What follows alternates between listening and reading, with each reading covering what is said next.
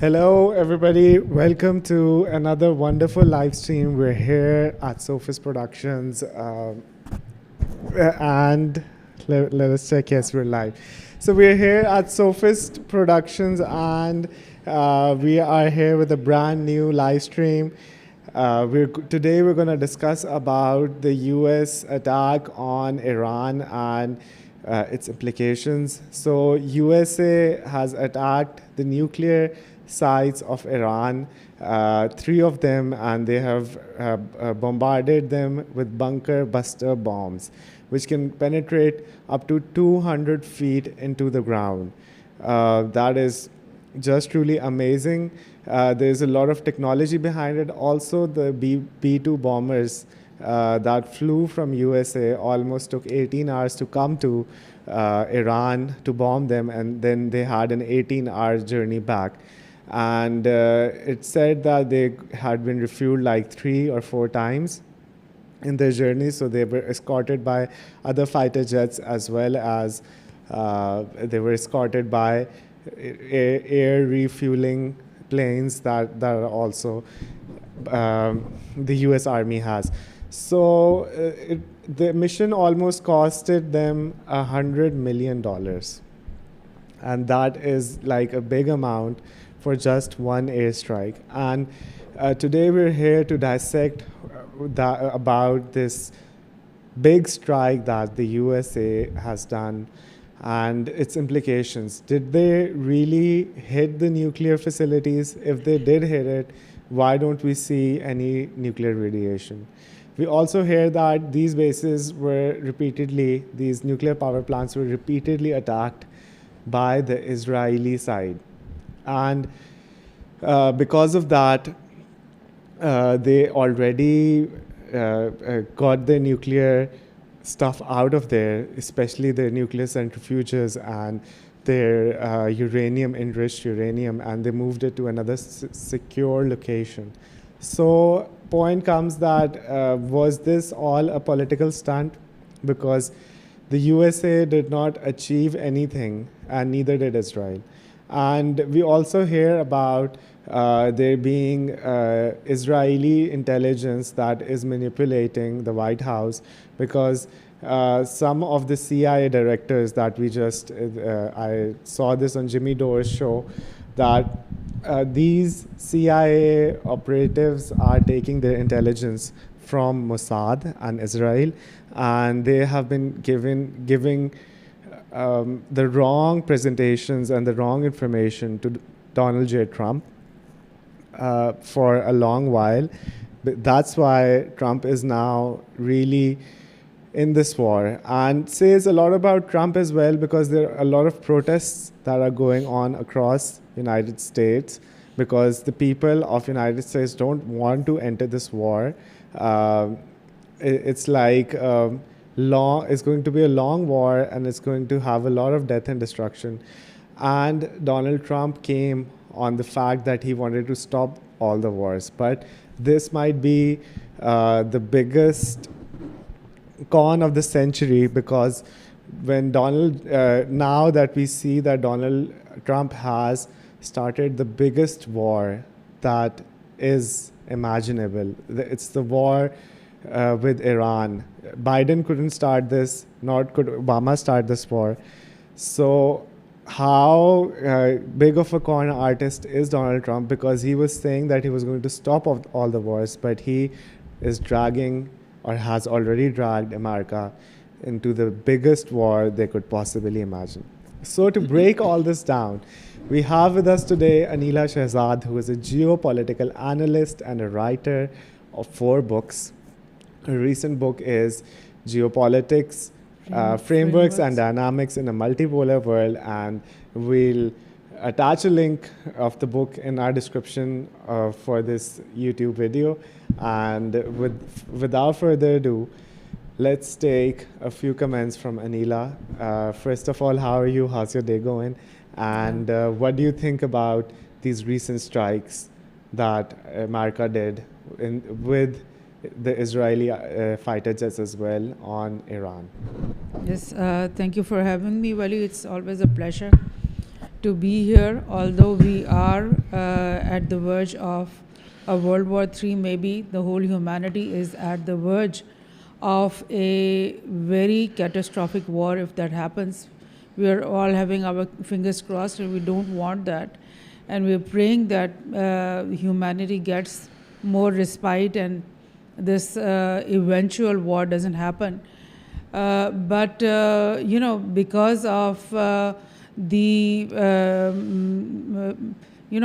strong-headedness of some global powers or some global leaders, the whole humanity is going to suffer a lot, because this is not a usual, just like you said, it's not a usual attack. Already the Gaza-Israel war has been going on for like 1.5 or 2 years. The Ukraine-Russia war has entered its 3rd year, and both those wars were so critical, so crucial, that everybody, all the analysts all over the world were repeatedly saying that these two wars, that if they spill out, like if the Gaza-Israel war would spill out into the Middle East, it would be a trigger for the beginning of a World War III. In the same way, the Ukraine-Russia war was also being looked at, like if it would spill out, immediately Europe would be entering the war against Russia, and China and all the other Russian allies would have to enter this war too. But this attack on Iran, which is an independent sovereign state, it is, Iran or Persia has a history that it was never colonized. When the whole world was almost, the whole world had been colonized by European colonizers, like the whole Africa was colonized by these, Britain, Germany, France, even Portugal, Greece, all these.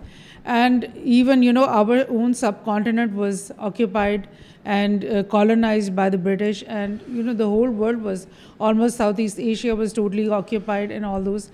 But in that whole framework of time, Iran and Afghanistan were two countries that were never occupied. Although these, the Soviet Union and the British Empire, they had always had this tussle for having influence in the courts of Iran and Afghanistan, and they did have those influences, and they did try to always manipulate the politics of these countries, but they nevertheless they did stay independent. And so Persia is, one of the oldest empires also. If we all remember that when Islam came and Prophet Muhammad came, and the ghazwas were started, and the Muslim armies started conquering the countries around them. The two big major victories that they had was, one, they conquered the Roman Empire, which was at that time in Greece or Italy, I think, stationed over there. And the other big victory was conquering the Persian Empire. And these two major, because these two empires were the biggest empires of the world at that time. And I was going to tell you that Persia, the Persians immediately started converting into Islam, and after that Persia itself became an independent empire. It was when the time of the Ottomans came, the Ottomans put together all the Muslim countries starting from Morocco and to up till the Caucasus, where you see Azerbaijan and Armenia and all those. They were all part in so many countries of Europe were also part of the Ottoman Empire, but Persia was not a part of the Ottoman Empire. It was an independent empire in its own right. So Iran has a very strong history, a very very strong culture, a very strong history, and they are people who have proven to be people of strong belief, because we have seen in the last 2 years at least that Iran was the power who the war on terror was a big psyops that the West and especially the US has created. And what they have been doing is that they get together with Mossad. The CIA gets together with Mossad and RAW, the Indian intelligence agency, and with other, MI6 and all those, and they implant terrorist outfits and militant outfits in different countries, and almost all Muslim countries had to go through this. Militants were implanted over there, and those militants, they fought against the governments of those countries, and it was a really, really difficult 10 or 20 years for so many countries to understand what this new phenomena of terrorism is, how to counter that terrorism and all that. And what I was going to tell you about Iran is that Iran learned their lesson. What Iran did was, instead of being a victim of this, CIA, Mossad, raw game, what Iran did was they started making their own militias. And their militias had Sunni Shia youth from all over the world. And what happened was that their militias entered Iraq, entered Syria, and they might be also in Yemen training the Ansarullah. And these were the Iranian-backed militias that fought against Israel for Gaza, for the people of Gaza. Hezbollah was one of them, and there were so many others in Iraq, and then Ansarullah also said to be Iranian-backed, militant organization. They also this is the precedence that Iran has set, and this is the thing that has made Iran such a favorite in all the Muslim countries, in all the Muslim Ummah, because people all around the Muslim world have always been saying that why cannot be the Muslim world united? Why cannot we do something for Palestine? Why cannot we do something to stop Israel from doing all their atrocities upon these Palestinians? And who came forward? The Saudis. Maybe they're doing what they need to do. Maybe like Jordan is doing something. Maybe Qatar and UAE are doing something. But who came forward and made the practical steps and did the battles? They were the Iranians. So the whole Muslim world, and even all the sane people, all the good people of all over the world are backing Iran at the time. This is one victory that Iran has already had, the same kind of victory that we used to say that Gaza has already achieved.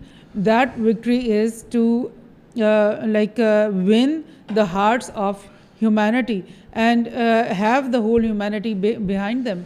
Like in the UN, they have been so many resolutions for in the support of the Gaza and against the Israelis. So that is how you win the battle of hearts and minds, and this is what the people of Gaza have done. This is what Hamas has done, and now this is what Iran has done in this humanity. That is great, and thank you also for telling about the history of the whole conflict. With that, I would like to show a few videos. These are very devastating videos of how Iran has been targeting Israeli military bases and their cities in the past few days, and it's been like a week that the war is going on. So let's just first see the footage of today's footage. This is today's footage, and this shows a car going on the road, and there's a big explosion. So let's just see the video. Power.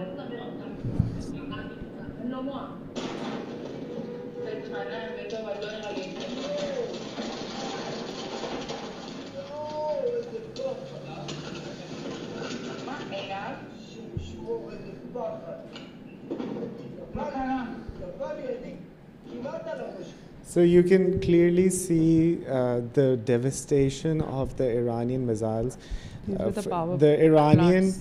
missiles also, they also said that the Iranian airspace was completely destroyed, and they had no surface-to-air missiles left.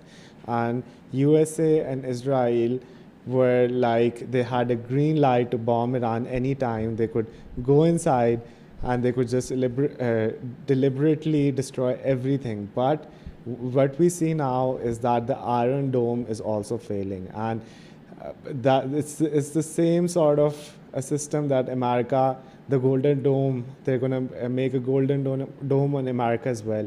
But the point remains that against the hypersonic and the ballistic missiles that Iran is throwing, it's totally empowering the Iron Dome system.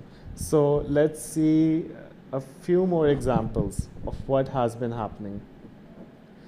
So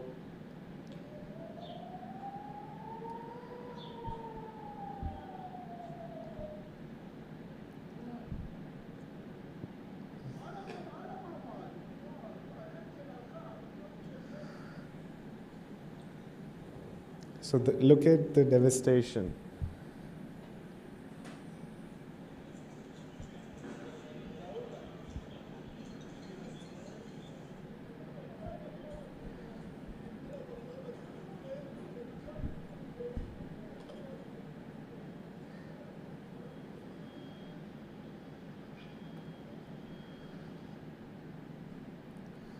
Let's see another video as well.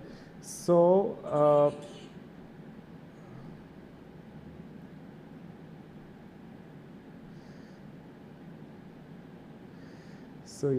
so after the attacks, we also see a huge oil tanker which is burning on the Strait of Hormuz. I am showing you the video. You're seeing it, and Iran has now also planned to block the Strait of Hormuz. Although it's not such a simple thing as just saying they need a lot of military might and a lot of pressure to really block the Strait of Hormuz. But it has started. So point being that the situation is going not so good for both the sides. And especially, I think, in my opinion, is that Israel was getting bombarded really, really hard, and they needed some escape. So they called Donald Trump, and Donald Trump is now doing his, what you can say, the most evil plan he could come up with. They also say that they called Ayatollah Khamenei just before attacking the nuclear sites. But Trump is like a traitor, and he says one thing and he does the other. And the amount of pressure he has from the Israeli side, the Israeli and the Mossad and the Zionist regime that they have, is such a regime that it has a lot of influence on the American politics. So what can America do at this situation? Obviously, they should have not started this huge war, which is could convert into a World War III scenario. So with that, could you please tell us about, Anila, could you please tell us about all the protests that are going on around? I'll play a video of the protests that are in the US. In the US.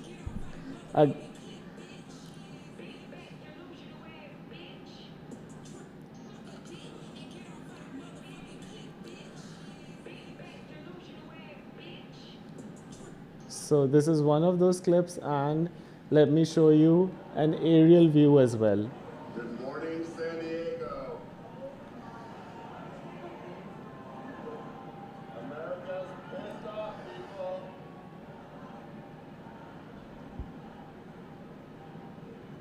This is Waterfront Park at the County Building in San Diego, California.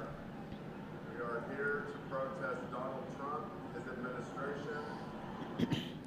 So Yeah. when we see this video, we see such a mass protest, and they're all out for protesting this war against Iran, which America has no way that it could go in this sort of a war. And these people are very angry, and there's such a mass gathering in California.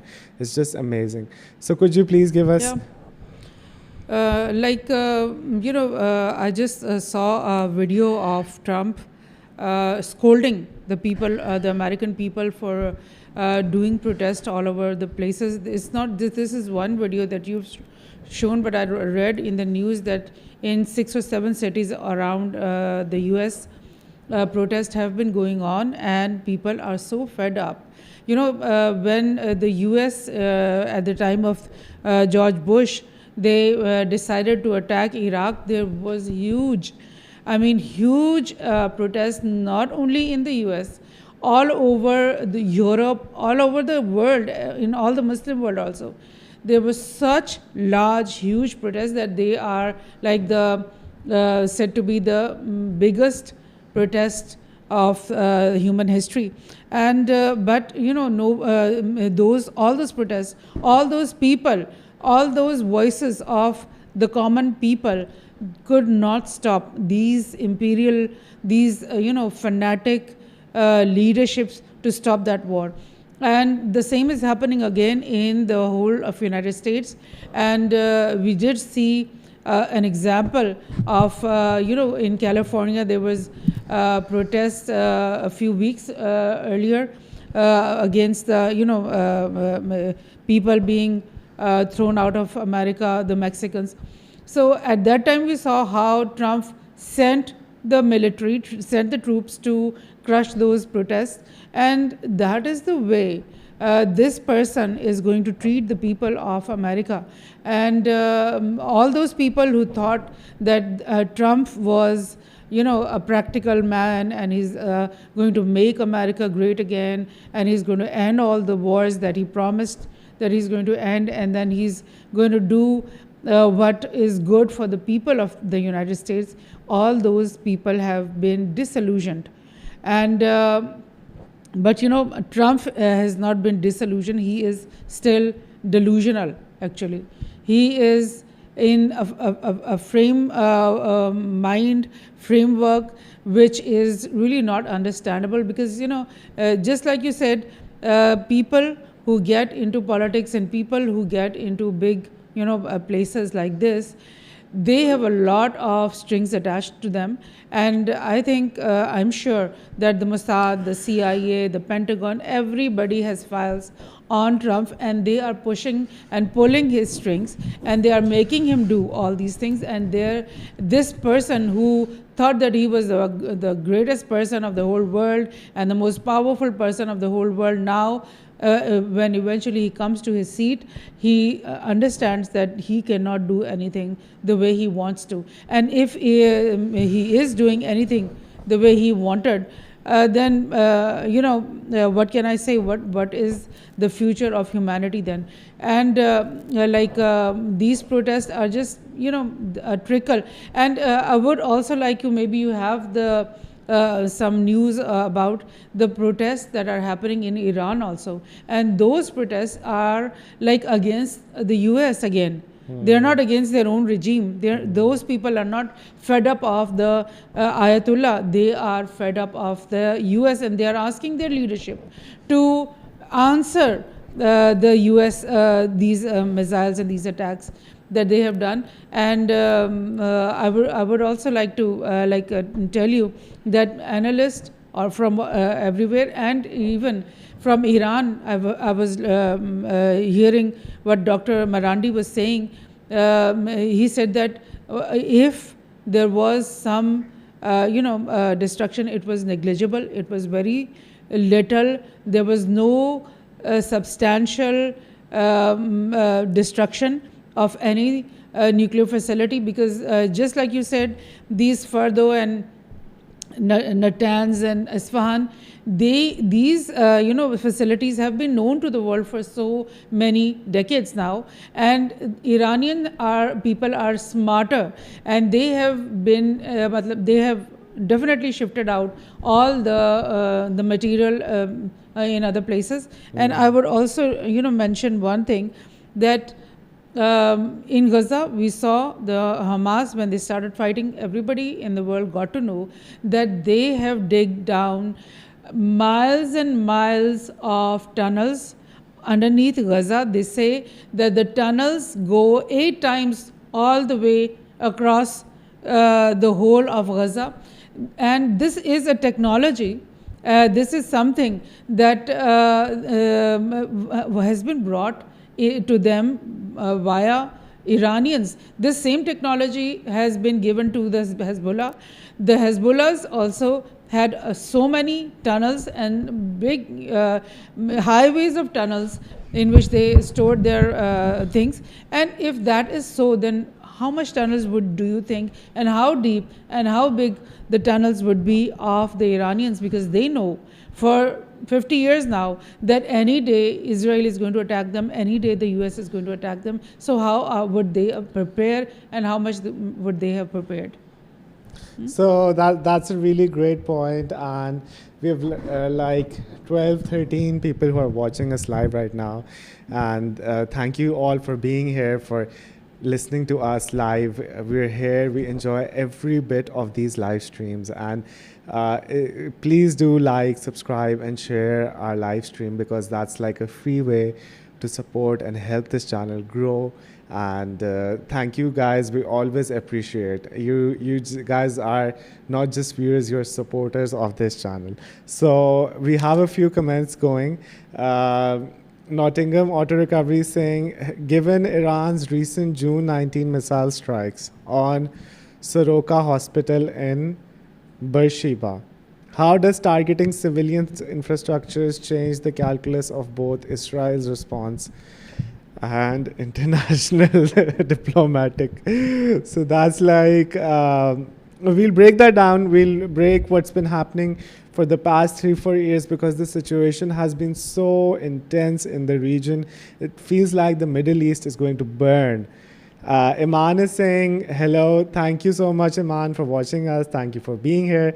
Rohel Akhtar is saying Assalamu alaikum Wali bhai. Thank you, Rohel bhai. Thank you for watching our live stream. Thank you for being here. And Nadeem is saying hello. Tuba is saying hello. Mohsin Ali is saying salam. Thank you, Mohsin, for being here. And Asma is waving. And Sana is saying, with every recording of yours, I become your new fan all over again. And she's sending the heart emojis. Thank you. We love you too, Sana. You're always welcomed. And for all of you guys, if you guys want to talk about something, if you want to ask a question, we are more than happy to answer. If you want to give us your opinion, we're more than happy to read whatever you're saying. We'll also show your comments live in this live stream on the bottom. And with that, I'd just like to say that Anila was giving us a really interesting point, that Donald Trump might be a courageous person. He might think in different ways, and he might say all the right things, but when he steps into the chair, when he becomes the president, now this guy is like totally immobilized, and he can't do, or he can't whatever he's more likely to do. I mean, he's being the Israelis have, or the Zionists have penetrated in the US government so much that the American president is just a guy. And recently there was this interview that the Russian president was giving, and the Russian president said that I've seen so many U.S. presidents go through all these years, and they all of them have such bright ideas, but there are people in like black suits and briefcases who come to them and they dictate all of their policies. So that is such a mind-blowing fact that you are the president of America and you can do what you think, what you preach. And with that, now we want to enter into the spicy part of this live stream, in which we want to explain what's been happening for the past few days, and that is very important because the situation has been so tense. Donald Trump said that he knew where the so-called supreme leader was hiding, and he was going to hit him with a nuclear bomb or something. But the point is that Ayatollah had decided that his life was no longer that important, and his mission was more important. And he appointed people who were going to be next in line if there was something that was supposed to happen. And Donald Trump did say that he's not going to bomb him, but everything's on the table. And then he takes like a 2 weeks time to say that he's going to take, America is not going to be involved in this battle, and he has 2 weeks to make up his mind if he wants to. And just the next day, they come up with all these B-2 bombers. 3 of them fly as a decoy, and they go somewhere else, and like 6, 7 of them fly with this escort of military jets, and they go into Israel, and they bomb the nuclear facilities. Iran. And they bomb the nuclear facilities. Now, isn't that like the biggest international war crime of this century? And recently one of my friends just sent me like a text message, and it was saying that our Pakistani government nominated Donald Trump for the Nobel Peace Prize. So on one hand, this guy wants to win the Nobel Peace Prize, but on the other hand, he did such a big mistake, you could say, and non-nuclear proliferation treaty, nuclear proliferation, Non-proliferation. Non-proliferation treaty was a treaty that was made in the 70s or in the late 60s, and basically America, UK, France, China, and Russia had already developed their nuclear weapons, and these countries did not want to give the nuclear weapons away. So America came up with this new resolution that other than these countries, all other countries are banned to getting this nuclear energy and this nuclear bomb that is going to be devastating for the whole region. So after that, any country who wanted to have a nuclear bomb, they just immediately stopped. And Ukraine, I guess, South Africa and Ukraine had nuclear bombs, and they gave them away because of this treaty. Now, this treaty has been almost, people are like following what the instructions of this treaty till now, and this is the first time that America has like targeted Iranian nuclear sites, which tells us that this is like an open war. And how can you come up and say that you don't want a war after attacking the nuclear facilities of a nation? Yeah. And what if the nuclear radiation got to the surface? Because all of these facilities had these centrifuges and had uranium that was enriched. So one begs the question that what if there would have been like a Fukushima, a radiation leak that would have devastated the whole region? I mean, Pakistan is bordering Iran, and even if there's like a nuclear catastrophe happening in Iran, I'm pretty sure that its impact would come to Pakistan as well. And then what happens is that they go, and I'll quickly show you the photos. So they go in, and this is the satellite image by Maxa Technologies, and it is showing the nuclear facility. Fordow. Fordow. And Iran has built these nuclear facilities inside mountains, and they're highly fortified, and they had this fruition beforehand that the Israelis or the Americans could target their nuclear facilities. So of course, they built it deep underground. And what happens is that America is now launching its strikes.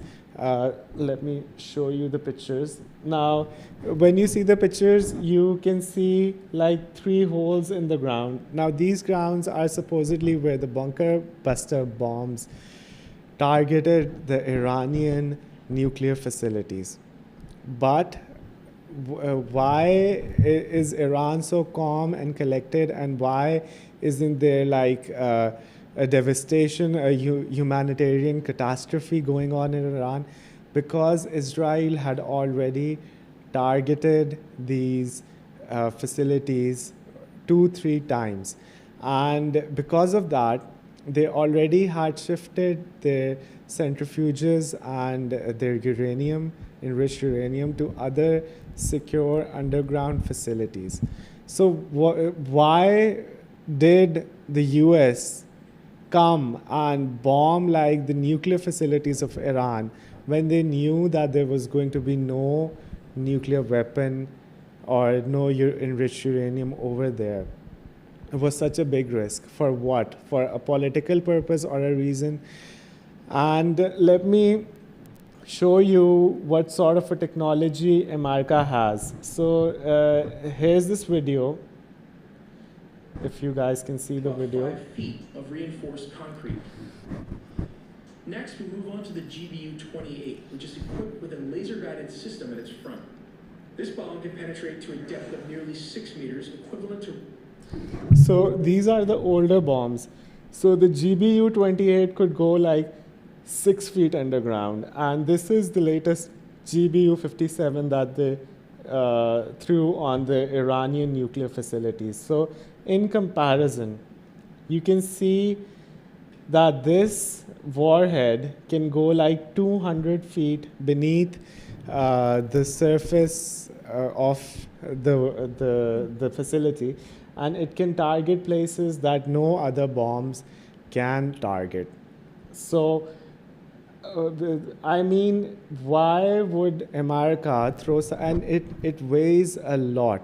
I mean, a normal fighter jet can carry this kind of a bomb, and it's only the B-2 bombers, which are the specialized, which are the high top level bombers that the United States has, and they're stealth bombers. And why did United States use such technology against Iran when they knew that there was going to be no nuclear weapons inside those facilities? And how is Iran responding? Is Iran, because the international media sometimes says that Iran is completely decimated and there's going to be nothing left, but on the other hand, we also see that Israel is like this small little land, and there are only like 6 million Jews, and not all of them are in like Israel, and it's easier to target them. Every strike that Iran is doing on Israel is hitting, which is hitting the target, is totally devastating, because they already have like a few research and a few military facilities, and if you're bombing and you're disabling the whole infrastructure of these Israeli people. So now what options does Israel have, and what options does the United States of America has? So with that, I'd like to shift to Anila Shahzad to get her opinion on the matter. That's the thing. Some analysis is like this, that maybe when Iran started, bombing Israel, and it's been 8 days now, I think today is the 8th or 9th day of this war between Israel and Iran. And there have been like 22 or 23 batches of attacks from Iran into Israel. And whenever they strike with 20 or 30 or 40 missiles and drones, and the whole Israeli sky is lit up with these missiles. And so many city centers, so many townships have been destroyed, have been attacked, and their nuclear facility, their scientific research center has been attacked, their power plants have been attacked, the Mossad building, the crux of all evil, that building has been attacked. So many other air bases, like just imagine how little Israel is, and just imagine that hundreds and hundreds of missiles have already landed in that area. And maybe now Netanyahu was baffled, and he was asking Trump how to stop the Iranians, and there was maybe some negotiation between them that just let us do one big attack so that we can portray ourselves as heroes, which they always want to. They always want to eject from any fight, portraying that they have won. Like from when they had to eject from Afghanistan, they asked Pakistan to let them kill Osama bin Laden and make that whole stunt, and which I think was totally a stunt. And the same thing they wanted to do now. And so that is how you can connect the dots about what you're saying, Wali, that why were the B-2 bombers sent all the way, and they hit these 3 nuclear facilities which were already empty, and then they just in the middle of the night this thing happened, and middle of the night Trump comes to the on the TV and says that we have destroyed, decimated Iran's nuclear facilities. Iran cannot no longer make the nuclear bombs, and now it is time to go for peace, and Iran should do nothing more, and we should have peace now. So this was a big stunt. This was the way Trump wanted to end this war. So you can understand what, just like Wali, you did the program on the moon landing, which was such a big stunt, incredible. The same stunt they did with Osama bin Laden, who was not even there. And because they never showed his body, they never showed his videos or pictures, and they told the world that they had thrown his body into the Arabian Sea. Why? If he was such a big, culprit of all terrorism, why was he not even brought? Afia Siddiqui is in your jails for the last 20 years. Why couldn't you bring Osama bin Laden to your jails and have a court hearing on him, or show the world how terrorists are treated? So that was also a very big stunt. And this is what I'm trying to say, that these people are so crazy. They think that they can rule the world with psyops and stunts and lies and dramas. And it's really possible that this is one way of looking at this whole thing. And there are other ways. Other people are saying that maybe the US really wants a big war. It really wants to drag the whole humanity into the World War III. And there was an analyst I was reading his theory, and he was saying that maybe Trump is going to send boots on ground inside Iran, and that would be the end of the US empire, because there is no way. If you look at the terrain of Iran, it is so difficult to move. There are lesser roads and more hills in that terrain, and Iranian militias are spread and dotted all over the place, not only in Iran, also in Iraq, also in Syria. So there is no way that a US soldier puts his foot on the ground of Iran and he does not get killed. So that would be, that analyst was saying an interesting thing. He said that is going to be the end of the US empire, and that is what Netanyahu is planning, that once the US empire is going to end, then will come the time for the Israeli empire to rise. I mean, look at the way these people think. And I mean, it's just, fantastic type of thinking. Devastating sort of a thinking. So I'll just quickly go over through some comments as well. Dr. Mariam is saying, hey Wali, hey Neela. Hi. This afternoon, I received your channel link through a friend. Even such a busy routine, I managed to watch a couple of videos, and honestly, they were interesting. So thank you, Mariam, for watching our YouTube videos and our live streams, and thank you for liking us. Thank you for being over here. And Israr says, all Muslims should also help Iran in this difficult time. May Allah help Iran. Ameen, ameen, ameen. Yes, our prayers and our thoughts are with the Iranian people, because this is like an absolute cataclysm, I could say, that Israel has now, because Netanyahu has been in power for the last 30 years or maybe more than that. And on and off, yes. On and off, yes. On and off, yes. So Netanyahu is with war, is in power because he is saying for the past 30 years that Iran is such a big threat, Iran is such a big threat, Iran is going to bomb Israel, Iran is going to bomb Israel. And after such a long while, what does he do? He actually goes and bombs Iran so that now Iran can bomb Israel back. So Netanyahu's whole life was based upon Iran. And for 30 years, he tried to drag America into this war. But unfortunately, right now, in 2025, America is stepping into this war. No one knows how long this could go. No one knows if this is the start of World War III, because we also see that China and Russia are now stepping in to protect the people. So to protect Iran.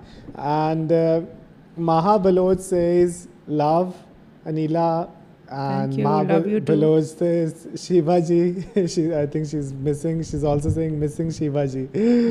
And Ahmed Munir is saying, इस दफ़ा Iran था, अगली दफ़ा कौन? क्या अब हर कमज़ोर मुल्क टारगेट बनेगा? Yes. And बहुत important question है, because हमें हमेशा पता है कि पाकिस्तान को भी जब नेतन्याहू ईरान की बात करता है तो वो पाकिस्तान की बात भी करता है, और पाकिस्तान जो है वो definitely on the next target list हो सकता है, क्योंकि ईरान के न्यूक्लियर बॉम्ब्स ख़त्म करने के बाद उनका नेक्स्ट टारगेट यही है कि वो अगर प्यार से पाकिस्तान से अपने न्यूक्लियर बॉम्ब्स निकलवा लें और पाकिस्तान अपने न्यूक्लियर बॉम्ब्स किस तरह छोड़ दे, जो कि वैसे एक इम्पॉसिबल टास्क लगता है, मगर यही इन यहूदियों का है कि पहले सीरिया को तबाह किया, लिबिया को तबाह किया, सारे एक एक करके वो मुसलमान इराक़ को तबाह किया, अब ईरान को तबाह करें, तो एक एक करके डिवाइड एंड कॉन्कर करके उन्होंने एक एक मुल्क को टारगेट किया। अब जब एक इतनी बड़ी आपके ख़िलाफ़ फोर्स इकट्ठी हो जाए और आपको बॉम्ब कर रही हो और आपके लोगों को मार रही हो, तो फिर एक दूसरा बंदे को स्टेप इन करना बहुत मुश्किल होता है। ऑब्वियसली अगर पाकिस्तान अभी कहता है कि नहीं हम लोग ईरान का साइड ले रहे हैं, तो सिर्फ ईरान ही तबाह होगा, पाकिस्तान भी साथ साथ तबाह हो जाएगा। और ये भी बात चल रही है कि रशिया कह रहा है कि रशिया ईरान को बना बनाया न्यूक्लियर वेपन दे देगा, क्योंकि रशिया ईरान के पास न्यूक्लियर पावर होनी चाहिए। इज़राइल जो है वो एक न्यूक्लियर स्टेट है जिसका आप ये समझें कि उन लोगों ने कोई न्यूक्लियर प्रोलिफरेशन ट्रीटी साइन नहीं की हुई, उनको किसी ने इजाज़त नहीं दी हुई, और वो मिडिल ईस्ट में एक ही ऐसी पावर है जिसके पास न्यूक्लियर वेपन्स हैं, जिसकी वजह से पूरा मिडिल ईस्ट डीस्टेबलाइज हो रहा है। अब ईरान के ऊपर जब उन्होंने अटैक किए हैं, तो क्या ये ईरान को डीरेल किया इन लोगों ने न्यूक्लियर बॉम्ब बनाने के लिए, या ईरान ने अपने आप को और ज़्यादा फास्ट ट्रैक कर दिया है एक न्यूक्लियर वेपन की तरफ? کیونکہ اب وہ جو بھی ان کے سائنٹسٹ ہیں اور جو بھی ان کے سینٹریفیوجز ہیں میرا خیال سے وہ 24 گھنٹے کام کر رہے ہیں یورینیم کو انرچ کرنے. اور ایران کے پاس اگر نیوکلیئر ویپنز آ جائیں تو پھر تھوڑا سا بیلنس قائم ہو سکتا ہے ریجن میں, مگر that does not and over there, because باقی بھی جو مڈل ایسٹ کی ساری کنٹریز ہیں وہ بھی اب چاہ رہے ہیں کہ ان کے پاس بھی نیوکلیئر ویپنز آئیں, اور سارے آہستہ آہستہ نیوکلیئر ویپنز کرتے چلے جا رہے ہیں. اینڈ کیونکہ امریکہ نے ڈائریکٹلی اٹیک کیا ہے ایران کے اوپر, تو اب ایران یہ بھی سوچ رہا ہے کہ ایران جو کہ امریکہ کی بیسز ہیں, امریکہ کے کافی 40-50 ہزار soldiers Qatar, Saudi Arabia, U A E اور جو ہے باقی مڈل ایسٹرن کنٹریز میں, سیریا میں بھی ان کی ملٹری بیسز ہیں. تو کچھ نیوز ایسی چل رہی ہے کہ ہو سکتا ہے کہ رات تک ایران جو ہے وہ کسی امریکن ملٹری بیس کے اوپر اٹیک کرے. تو ٹرمپ نے صرف یہ ایک بہت بڑا وار کرائم نہیں کیا, بلکہ اس نے اپنے جتنے بھی سارے سولجرز ہیں ریجن کے اندر ان کو اس نے پھنسا دیا ہے اس جنگ میں, کیونکہ اب ان کی زندگیاں بالکل بھی سیف نہیں ہیں. ایران کے اگر ہائپرسونک میسائلز یا بلسٹک میسائلز آتے ہیں ان کی طرف تو بہت ایک بڑی کیجولٹی ہو سکتی ہے امریکن سولجرز کی. تو اس کے بارے میں آپ سے پوچھنا چاہوں گا, اور کیا ایران یہ کرنا چاہتا ہے؟ ایران جب اتنے زیادہ بامبز مار رہا ہے اسرائیل کے اوپر, تو کیا وہ اس چیز سے خوش نہیں ہے کہ اسرائیل تباہ ہو رہا ہے؟ ایکچولی ایران کی لیڈرشپ اور ان کی جو ملٹری اور لیڈرشپ اور آیت اللہ دونوں کی طرف سے یہی میسج آئے کہ اب کیونکہ آلدو کہ کچھ اتنا بڑا نقصان وہ کہتے ہیں کہ نہیں ہوا ہمارا, لیکن کیونکہ یو ایس نے ان کی ساورینٹی کو بریچ کیا ہے, ان کی سوئل کے اوپر اٹیک کیا ہے ڈائریکٹلی, تو اب ان کے لیے لیجیٹمیٹ ہو گیا ہے کہ وہ بھی یو ایس ٹارگٹس کے اوپر اٹیک کریں, اور وہ کہتے ہیں کہ اب یہ ضروری ہو گیا. اور یہ ایک ایسی اسٹوپڈ حرکت ٹرمپ کی طرف سے ہوئی ہے جو جس نے خود انوائٹ کیا, بیکاز وہ نہیں, اس کو بھول گیا یہ چیز, بیکاز ٹرمپ ہی کا ایرا تھا پچھلا. میں آپ کو ریمائنڈ کراؤں, جب سیریا سے ٹرمپ نے یہ 8-10 سال سے سیریا کی 5-7 سال ہو گئے تھے, اور بشار الاسد کو نکالنے کی کوششوں میں, اور ٹرمپ جب آیا اور اس نے دیکھا کہ یار یہ تو ہماری فوجیں تو بالکل ناکام ہو رہی ہیں اور ملیشیاز ان کو مارتے جا رہے ہیں, تو Trump was the person who said کہ ہم وڈرا کر رہے ہیں سیریا سے. And he has forgotten this thing کہ وہ سیریا جس کے اندر اتنی ملیشیاز, اتنی آرمی ان کی اور اتنے ویپنز موجود تھے, وہاں پہ وہ کچھ نہیں کر سکے. تو آج کیا وہ ایران کے اندر ذرا سا بھی پینیٹریٹ کر سکیں گے؟ They can not. بلکہ اس کے برعکس جو ایران اپنے بیلسٹک میزائلز اسرائیل کے اوپر مطلب آئی تھنک ہزاروں کے تعداد میں گرا چکا ہے ابھی تک, اور کیا وہ اس کے لیے مشکل ہے کہ وہ اپنے بالکل قریب اکراس دا پرشین گلف, قطر میں جو یو ایس بیسز ہیں, یو اے میں بیسز ہیں, سعودی عرب میں بیسز ہیں, عراق کے اندر بیسز ہیں, سیریا کے اندر بیسز ہیں, ان سب کو وہ ٹارگٹ کرے اور اپنا دل خوش کرے, اور وہ وہی کام جو وہ حزب اللہ سے کروا رہا تھا وہ انصار اللہ سے کرواتا ہے, وہ خود کیوں نہ کرے؟ آئی مین اب کیا چیز اس کو روکے گی, جب کہ یو ایس نے خود اس کو یہ چانس دے دیا, لیجیٹمیسی دے دی ہے.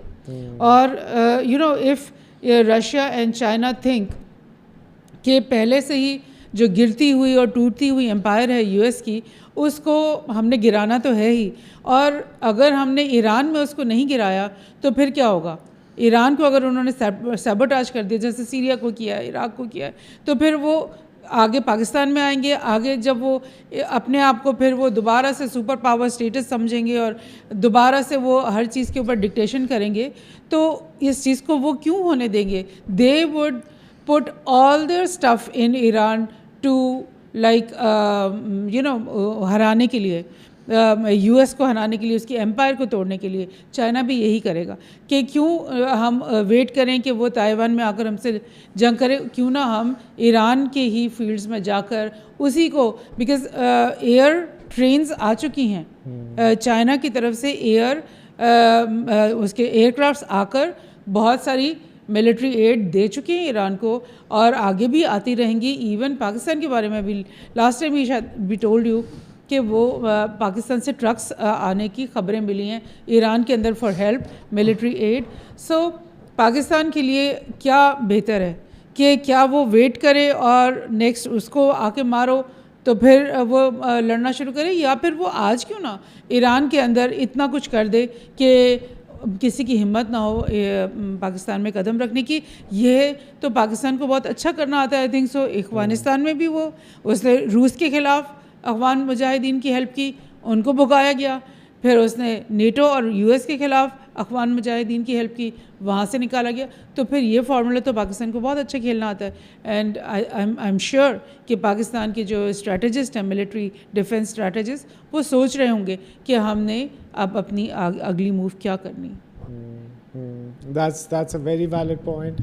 اور ہم افغانستان جو ہے it is like a graveyard for these big empires because the British Empire went in, they lost, the Russians went in, they lost, and even the Americans recently when they went, they lost. Although American empire is not destroyed till yet, but the war with Iran, the war with Afghanistan and Iraq really crippled the US economy because they spent like trillions of dollars, $6-7 trillion. Most of that was embezzled, and all these big contractors took so much money out of the US system, and they made like trillions and trillions of dollars while all the American economy was like just crumbled and destroyed because of these wars. And now اب the mother of all wars کے اندر وہ step in کر رہے ہیں جو کہ ایران اور اسرائیل کا کانفلکٹ ہے. ایکچولی یہ بات ہمیں سوچنی بھی چاہیے کہ کیا مسلمان جو ہیں وہ خراب لوگ ہیں, کیا مسلمان اتنے برے ہیں کہ مسلمان سارے یہودیوں کو مارنا چاہتے ہیں اور مسلمان یہودیوں کو سارا برا کہتے ہیں. تو اگر ہم ہسٹری کو اکاؤنٹ کے اندر لیں تو وی کین کلیئرلی سی کہ مسلمان جو ہیں وہ یہودیوں کے خلاف نہیں تھے کبھی بھی. ابھی بھی ایران کے اندر ایک بہت بڑی جوئش پاپولیشن ایگزسٹ کرتی ہے اور وہ ایرانین جوز ہیں, اور وہ اسرائیل کے خلاف ہیں اور وہ ایران کے ساتھ ہیں. اور وہ کیونکہ ایران ایک ایسی جگہ ہے جہاں بہت عرصے سے جوئزم جب سٹارٹ ہوا تو جوئزم صرف جیروزلم میں نہیں تھا, یہ لوگ پرشین امپائر کے انڈر بھی رہے, اور یہ لوگ ایران, عراق اور یہ باقی ساری جگہوں کے اوپر پوری ایک بیلٹ کے اندر جوز پھیلے ہوئے تھے. اور پوری پرشین نہیں تھی, پرشین امپائر تھا. تو پرشین جو کہ امپائر تھا ان لوگوں سے پہلے, پرشینس کے آنے سے پہلے ان کو نکال چکے ہوئے تھے یہودیوں کو مار مار کے ان کی جگہ سے, جیروسلم سے, اور ان کا ٹیمپل آف سولومن کو ڈسٹروائے کر دیا ہوا تھا. تو جب پرشین امپائر آیا تو پرشین امپائر نے یہودیوں کے ساتھ یہ ڈیل کی کہ کوئی مسئلہ نہیں, تم لوگ واپس آؤ جیروزلم, اور انہوں نے مدد کی ان کو دوبارہ سے ٹیمپل بلڈ کرنے کے اندر. اور کیونکہ پرشین جو کہ گورنمنٹ تھی اس کی یہ رسپانسبلٹی تھی کہ کوئی بھی اس کے اندر مائنورٹی یا کوئی بھی ریلیجن ہو تو وہ اس ریلیجن کو پروٹیکٹ کریں گے, اور ان کے ٹیمپلز گورنمنٹ جو ہے فنڈ کرے گی. تو پرشینس کے ٹائم پہ یہودی دوبارہ سے ایک دفعہ جیروزلم کی سائڈ, اور آپ یہ بھی دیکھیں کہ جیروزلم ایک نیچرلی فورٹیفائڈ ایریا ہے کہ اگر آپ نے جیروزلم کے ارد گرد دیواریں بنا دی ہیں تو اس کے بیچ میں ہی لیکس اینڈ ریورز گزر رہے ہیں جہاں سے ان کو پانی بھی آتا رہتا ہے اور تھوڑا سا پینیٹریٹ کرنا مشکل ہے. نان دا لیس جیروزلم کو کافی دفعہ ڈفرینٹ امپائرز نے ٹیک اوور کیا. جب پرشینز ختم ہو رہے تھے یا ختم ہونے لگے تھے تو پرشینز نے ٹریٹی سائن کی, پرشینز نے کرسچنس کے ساتھ یہ ٹریٹی, رومن امپائر کے ساتھ یہ ٹریٹی سائن کی کہ ہم لوگ آپ لوگوں سے جنگ ختم کر دیتے ہیں, ہم لوگ سرنڈر کر دیتے ہیں آن دا فیکٹر کہ آپ یہودیوں کو نہیں ماریں گے. مگر ایکچولی کیونکہ جیزس کرائسٹ اور جو رومن امپائر تھا اور یہ سارا, ان کو بہت زیادہ نفرت تھی یہودیوں سے. تو اس آن دا اسپاٹ تو جو کہ رومن امپرر تھا اس نے مان لیا کہ میں یہودیوں کو کچھ نہیں کہوں گا. مگر ایگزیکٹلی سال یا 2 سال بعد جب اس کا پورا ایریا اس کے انڈر آ گیا تو اس نے ایک یہودی کو وہاں سے مار کے, اور ایک پورا پراپر جینوسائیڈ اور میسیکر ہوا جیروزلم میں جہاں کوئی یہودی بچا نہیں. اس کے بعد آتا ہے اسلام کا ٹائم، صلاح الدین ایوبی کا ٹائم، کروسیڈرز کا ٹائم. تو جب مسلمان انٹر ہوئے اس ریجن کے اندر، جیروزلم کے اندر، تو مسلمان جو خلیفہ تھا اس نے سب سے پہلے تو اس جو کہ کرسچین جو ان کا ایمپرر تھا اس ٹائم پہ، اس نے کہا کہ آپ ہمارے چرچ میں آ کے نماز پڑھیں. مگر جو مسلمانوں کا خلیفہ تھا اس نے کہا نہیں، میں آپ لوگوں کے جو ہے چرچ میں آ کے نماز نہیں پڑھوں گا، کیونکہ آپ کا چرچ کے اندر اگر کسی خلیفہ نے آ کے نماز پڑھ لی تو وہ چرچ نہیں رہے گا، وہ اس کو کچھ 50-100 سال بعد اس کو ماسک کے اندر کنورٹ کر دیں گے. And that shows the compassion of the Muslims. اور پھر مسلمانوں نے یہ پوچھا کہ بھائی جان ہم لوگوں نے تو سنا تھا سارے یہودی ہوتے ہیں یہاں، تو یہودی کدھر ہیں، سارے کہاں ہیں؟ تو دا کرسچنز ریپلائڈ کہ ان کو ایک ایک کو ہم نے مار کے اور سب کو بھگا، جو بچ گئے وہ بھاگ گئے، جو رک گئے ان کو یا تو کنورٹ کر دیا یا سب کو مار دیا. تو کوئی بھی کرسچیانٹی جو ہے وہ ایکچولی ایک ایسا ریلیجن ہے جو کہ انٹالرنٹ ریلیجن ہے. کیونکہ اگر آپ ہسٹری اگر اٹھا کے دیکھیں، اگر آپ ریلیجن کی ہسٹری اٹھا کے دیکھیں تو جو کہ جوڈیزم ہے وہ اس چیز پہ یقین رکھتا ہے کہ ان کا خدا ہے، مگر ان کا خدا جو ہے وہ باقی پوری پاپولیشن کے لیے نہیں ہے. جو کہ یہودی ہیں، جو کہ جوز ہیں، ان کا خدا وہی ہے جو وہ مانتے ہیں، اور وہ خدا ان کا ہی ہے، اور باقی جو بھی ریلیجن ہیں ان کے اپنے خدا ہو سکتے ہیں.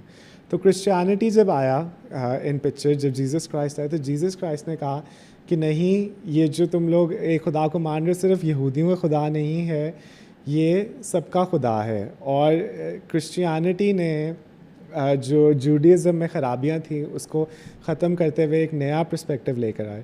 تو کرسچیانٹی اگر جیسے آپ کے آج کل یہ ڈبیٹ چل رہی ہے کہ مسلمان جو ہے وہ انٹالرنٹ ہے، ایسے کرسچنز بہت زیادہ انٹالرنٹ تھے اپنے ٹائم پہ، اور کرسچنز نے بہت دفعہ مار کے بھگایا. اور پھر مسلمانوں نے دوبارہ سے یہودیوں کو اس جیروزلم کے ایریا میں دوبارہ سے ان کو یونائٹ کیا، ان کو پیسے دے کے بلایا، اور پراپر جو ہے خلیفہ نے کہا جو کہ جوز جو کہ ریسنٹلی کنورٹ ہوئے تھے، یا جن کو پتہ تھا کہ یار یہ سیریا کے جوز ہیں، یا یہ ٹرکی کے جوز ہیں، یا یہ ایران کے جوز ہیں، تو ان کو اس نے اسپیشل پیسے دے کے بھیجا کہ تم لوگ جو ہے اپنے لوگ لے کر آؤ ہمارے پاس، اپنے یہودی، اور ان کو یہاں سیٹل کرو. تو actually this is like a whole debate that I just give you کہ اصل میں جو کہ مسلمان جنہوں نے نہ ہولوکاسٹ کیا، ہٹلر نے ہولوکاسٹ کیا، اور مسلمان جو کہ ہمیشہ یہودیوں کے سپورٹ میں رہے، ان کو اب جو ہے ایک اینمی نمبر 1، اور ایران جو کہ کبھی بھی نہیں چاہتا تھا کہ وہ امریکہ کے ساتھ کبھی بھی جنگ کرے، اور نہ ہی وہ ایران کے ساتھ اسرائیل کے ساتھ پراکسی وار کے اندر انوالو تھا، مگر ڈائریکٹ کانفلکٹ نہیں کرنا چاہتا تھا. تو اب 2025 میں کیا ایسی بات ہے کہ یہ جو ہے سارا ہوا ہے؟ اور آپ جو ہے ہسٹوریکل اگر پرسپیکٹیو سے دیکھیں تو آپ کو کیا سمجھ آتی ہے کہ کہاں سے کانفلکٹ سٹارٹ ہوا، کتنے سال پہلے سے، کس کی یہ زمین تھی؟ کیونکہ over the years different empires اور ڈفرینٹ لوگ جو ہیں وہ اس جگہ کے اندر سے رہے ہیں.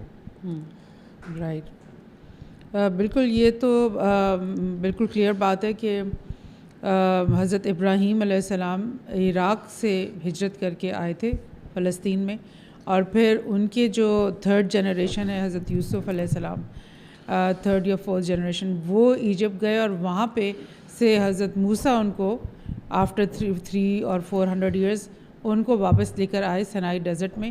جب وہ پہنچ گئے تو اللہ تعالیٰ نے ان سے کہا کہ یہ جو سرزمین ہے فلسطین کی، یہ تم لوگوں کے لیے پرومس لینڈ اللہ تعالیٰ نے کہا کہ یہ ہے، کیونکہ حضرت ابراہیم کا وہ تھا، گھر تھا، اور اس کو کانکر کر لو اور لائک اس میں آ کے اور آباد ہو جاؤ.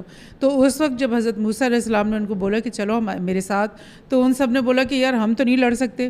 قرآن کی آیت کا یہ مفہوم میں آپ کو بتا رہی ہوں. اور انہوں نے بولا کہ تم اور تمہارا خدا جا کے لڑو, ہم تو یہاں بیٹھے ہیں. وہاں پہ جو لوگ ہیں وہاں کے وہ تو بہت اسٹرانگ ہیں اور مضبوط ہیں, تو ہم نہیں ان سے لڑ سکتے. تو وہ لوگ کون تھے؟ وہ فلسطینی تھے.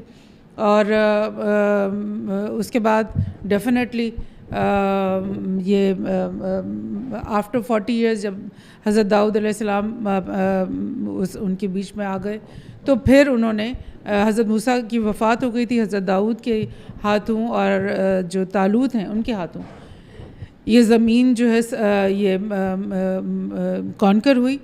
اور اس کے بعد جو ہے حضرت داؤد کے بعد حضرت سلیمان بادشاہ بنے اور پروفٹ تھے وہ بھی. اور اس کے بعد جب وہ چلے گئے تو پھر ان کے اندر وہی خرافات اور وہی لغویات اور دین کو بدلنا, بکس کو بدلنا اور ہر غلط کام کرنا. ایون حضرت سلیمان کے جانے کے بعد بھی, کیونکہ اللہ تعالیٰ نے حضرت ابراہیم کے اوپر ایک خاص یہ رحمت کی ہوئی تھی کہ ان کی جنریشنز میں تواتر کے ساتھ نبی آتے تھے. تو حضرت سلیمان کے جانے کے بعد بھی بہت سارے انبیاء آئے, چھوٹے لیول کا آپ کہہ لیں, کیونکہ کتاب تو نہیں ان کے اوپر نازل ہوئی, لیکن وہ جو یہودی قوم ہے وہ اپنے ان انبیاء کو قتل کرتی رہی, ان کو سزائیں دیتی رہی, ان کو اپنے ملک سے ملک بدر کرتی رہی. یعنی they did all the bad things. تو اس کے بعد رومنس نے ان کو سزائیں دی. رومن کے انڈر یہ پروونس تھا پیلسٹائن کا.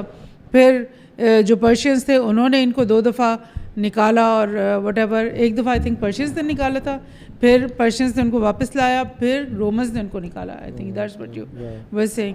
سو اوکے, وی بلیو آلسو کہ پرومس لینڈ ہوگا, لیکن پرومس لینڈ اس لیے کہ تم یہاں پہ آ کے قتل و غارت کرو. یہ ایک مقدس سرزمین ہے, تو یہاں پر تو ویسے ہونا چاہیے نا جیسے کہ مسلمان جو خلافتیں تھیں جتنی بھی, حضرت عمر سے لے کر آٹومنس تک, انہوں نے کرسچنس کو, مسلمس کو اور جوز کو برابر وہاں پہ رہنے دیا. ہر ایک کو برابر ایکول رائٹس دیے. ہر ایک کی جو ہولی پلیسز تھیں ان کو ان کے حوالے کیا, اور وہ آج تک وہ ہولی پلیسز ان کے پاس ہیں. تو یہ ہوتا ہے نا, اگر آپ سمجھو کہ یہ ایک مقدس سرزمین ہے جو اللہ تعالیٰ نے آپ کو عنایت کی ہے, تو اس میں آپ اس طرح سے رہتے ہو نا. یہ تو نہیں کہ آپ آتے ساتھ ہی مسلمانوں کو مارنا شروع کر دو, کرسچنس کو نکالنا شروع کر دو, خون کا وہ ایک خاک و خون کا ایک منظرنامہ بنا دو, اور 1 دن نہیں 2 دن نہیں, آپ 70 سال سے یہ کر رہے ہو. تو آپ کے لیے یہ کوئی پرومس لینڈ یا سرزمین تو نہیں ہے جس کو اللہ تعالیٰ نے آپ کو عنایت کیا. آپ کے لیے تو یہ ایک بہانہ ہے to kill the people, to destroy the peace of the people. Humanity کو آپ نے ایک طرح سے تہس نہس کیا ہوا ہے, بیکاز آپ کی جو پیوٹ, آپ نے جس پیوٹ کے اوپر آپ نے یہ تباہی شروع کی ہوئی ہے, وہ پیوٹ جو ہے نا وہ اسلامی دنیا کا دل ہے. آپ اس دل کے اندر جب بار بار کچوکے مار رہے ہو, بار بار آپ اس میں خنجر کھوب رہے ہو, تو ساری مسلم امت پریشان ہوتی ہے, کھڑی ہوتی ہے, پروٹیسٹ کرتی ہے, تکلیف میں آتی ہے, پلاننگ کرتی ہے کہ اب ہم کس طرح سے کچھ کر سکتے ہیں. تو دیٹ مینس کہ آپ کا مقصد پوری اسلامی دنیا کے اندر انتشار پھیلانا ہے. That is what you are doing. یہ ہے زائنزم آپ کا, یہ ہے آپ کی مطلب holy place that God has promised you. I don't think you don't even believe in God, or you believe in godliness, or you believe in humanity, or you believe in anything good. ایسا نہیں لگتا. So that is why I mean کہ اللہ تعالیٰ نے بھی قرآن میں ذکر کیا کہ یہ یہودی قوم جو ہے نا یہ خطرناک ہے, لیکن آپ تو پریکٹیکلی ایوری جنریشن میں اس طرح کے کام کر کے دکھاتے ہو کہ پوری ہیومینٹی خود کہتی ہے کہ جوز ہی ہیں جو ساری فساد کا جڑ ہے. تو مطلب you are proving yourself. Why can't you be in peace with the Palestinians? Why can you give them their due rights? Why can't you make, چلو 1 اسٹیٹ بنا لو, 2 اسٹیٹ نہیں بنانا, 1 اسٹیٹ بنا لو, سب کو ایکول رائٹس دے دو, سب equal voting system دے دو, سب کو مل کے آپ رہو, آپ بھی سکون سے رہو, ان کو بھی نہیں. آپ کو تو چاہیے کہ ہم نے ایک عرب, ایک فلسطینی کو مار دینا ہے, ایک ان کا بچہ مارنا ہے, ایک ان کی عورت کو مارنا ہے. یہ آپ کے فنیٹک تھنکنگ ہے. This is not religion. I don't know what you call that. I mean, that is Zionism, and Israel has been taken over by Zionism since its inception. یہ تو ساری بات ہمیں بالکل کلیئر پتہ ہے. اور جب اسرائیل کے بننے سے پہلے اسی فلسطین کے اندر مسلمان اور یہودی اکٹھے رہتے تھے, اور اکٹھے جو ہے ان کے باغات ہوتے تھے, اور وہ ایک دوسرے سے ملتے تھے, اور ان کی بڑی اچھی جو ہے انٹریکشن تھی. اور مسلمانوں نے بلکہ جب ہٹلر مار رہا تھا یہودیوں کو, تو مسلمانوں نے ان کو انوائٹ کیا کہ تم لوگ بھاگ کے یہاں آ جاؤ ہمارے پاس فلسطین, اور ہم لوگ تمہیں جگہ دیتے ہیں. تو یہ صلاح ملتا ہے آپ کو اچھائی کا. اور کیونکہ ایک یہ اتنی مقدس جگہ ہے, جو اسلام کے اندر 3 جو لوکیشنز ہیں وہ بہت مقدس ہیں. ایک مکہ, ایک مدینہ, اور دوسرا جروزلم. آلدو حضور صلی اللہ علیہ وسلم کے ٹائم پہ مسجد اقصیٰ نہیں تھی. ان کے وفات کے بعد جب مسلمان وہاں گئے تو انہوں نے پھر وہاں جا کے مسجد اقصیٰ بنائی, مگر اسٹل مسلمان جو ہیں وہ خانہ کعبہ کے اوپر مسجد اقصیٰ تھی. مسجد اقصیٰ, مسجد تو اسلام کے بعد بنتی ہے نا؟ نہیں, مسجد اقصیٰ تھی بیکاز معراج کا جو واقعہ ہے اس میں حضور پاک کو مسجد اقصیٰ ہی لے کے گئے تھے نا. although کہ وہ مسجد نہیں ہوگی, بٹ وہ شاید یہودیوں کی وہ پلیس آف ورشپ ہوگی یا کرسچنس کی پلیس آف ورشپ ہوگی, لیکن وہ تھی وہ جگہ. گاڈ کے میریکلس کے اوپر ہم لوگ بات نہیں کر سکتے. یہ ویسے ایک جو آپ نے بات اٹھائی ہے, یہ کافی نان کرسچنز اٹھاتے ہیں کہ اگر اس ٹائم پہ مسجد اقصیٰ نہیں تھی تو حضور صلی اللہ علیہ وسلم کس جگہ پہ گئے تھے معراج کے موقع پہ. مگر we all believe in the miracles of God. Maybe it wasn't like the مسجد دیٹ وی سی ٹوڈے. شاید ایک کوئی کہاں گئے وہ, کیا سارا ایکسپیرئنس ہوا, وہ ایک علیحدہ سارا ٹاپک ہے کسی اور دن کے لیے, لمبی ڈبیٹ ہے. بات یہ ہے کہ مسجد اقصیٰ جو ہے وہ مسلمانوں کے لیے بہت ایک امپورٹنٹ جگہ ہے. اور اگر آپ مسجد اقصیٰ کو مسلمانوں کو وہاں سے بالکل نکالنا چاہ رہے تو یہ کہیں سے بھی پاسبل نہیں ہے. پوری مسلمان امہ اس چیز کے خلاف کھڑی ہوئی ہے. اور اگر ہمیں ایک پراپر جنگ, جو کہ ویسے بھی ہمیں صرف لگتا ہے کہ ایران کے اندر اتنی کیپیسٹی ہے کہ وہ اسرائیل کے خلاف جنگ کر سکے, مگر اگر یہ موقع آتا ہے کہ وہ مسجد اقصیٰ کے اوپر کوئی بام مارتے ہیں یا کچھ کرتے ہیں, تو آئی ایم پریٹی شیور کہ باقی بھی ساری مسلمان نیشنز یونائٹ ہو جائیں گی. اسپیشلی جارڈن کا مجھے بھی پتہ نہیں ہے کہ وہ کیوں نہیں کوئی سائڈ لیتے, مگر جارڈن کا جو کنگ ہے یا ایمپرر ہے وہ کسٹوڈین ہے مسجد اقصیٰ کا. تو مائٹ بی کہ سعودی جو ہے کسٹوڈین شپ لینا چاہ رہے ہیں, مگر Saudis are custodians of Mecca and Medina, and Jordan king وہ تو ہے ہی اسی لیے کنگ آن دا بیسس کہ وہ ایکچولی وہ شریف مکہ کے بیٹے کا بیٹا ہے نا. تو یہ جو لوگ ہیں شریف مکہ کا یہی کلیم تھا نا کہ وہ حضور پاک صلی اللہ علیہ وسلم کی جنریشن میں سے ہیں. دیٹ از وائی وہ کنگ نہیں تھے مکہ کے, مگر وہ سعودی کے, لیکن وہ شریف تھے مکہ کے. تو یہ جو بیلفورڈ ڈیکلریشن تو ایک طرف سے وہ کر رہے تھے نا یہودیوں کے ساتھ, تو اس شریف آف مکہ کے ساتھ اسکائپ پیکاک والا اگریمنٹ کر رہے تھے کہ بھئی تم ابھی ہمارے ساتھ دو, مسلمانوں کو اپنے ساتھ اکٹھا نہ کرو, اور ورلڈ وار 1 میں اور مطلب ہم وہ کرے ہمیں جیتنے دو, تو پھر ہم کیا کریں گے کہ تمہیں مکہ تمہیں ہی دیں گے, مکہ میں تم ہی ہوگے, اور کوئی ایشو نہیں ہوگا تمہیں. تو کیا ہوا کہ وہ آٹومن ٹوٹ گئے اور شریف آف مکہ کو وہاں سے نکال دیا, لیکن اس کے 2 بیٹوں کو, ایک کو سیریا دے دیا اور ایک کو عراق دے دیا. عراق والوں نے تو ودن 1-2 ایئرز اس کو نکال دیا, مگر یہ جو ہے نا بیکاز دے کلیم کہ ہم شریف ہیں اور ہم یہ کسٹوڈین ہیں, اس بیسس پہ they are there. Ottoman Empire کو ختم کرنے والا, بغاوت کرنے والا یہی شریف آف مکہ ہی تھا, جس کو بہت کچھ برٹش نے پرومس کیا. اور پھر جب پورا آٹومن امپائر ٹوٹ گیا ورلڈ وار 2 کے اندر, جو کہ ایک بہت امپورٹنٹ کہانی ہے کہ ورلڈ وار 2 کیوں اسٹارٹ ہوئی اور کیوں اتنا بڑا پوری دنیا 1 کے اندر 1 کیوں اسٹارٹ ہوئی, کیونکہ جو برٹش امپائر تھا اور جو کہ آٹومن امپائر تھا اس کے درمیان ایک ریس لگ چکی ہوئی تھی اور وہ دونوں اپنی نیول فورسز بنا رہے تھے. اور ایک سائڈ سے یہ لوگ برٹش 2 شپس بناتے تھے, دوسری سائڈ سے وہ 4 شپس بناتے تھے, اور یہ سلسلہ زیادہ دیر چل نہیں سکتا تھا کیونکہ دونوں اکانومیز بہت بری طرح بینکرپٹ ہو رہی تھی.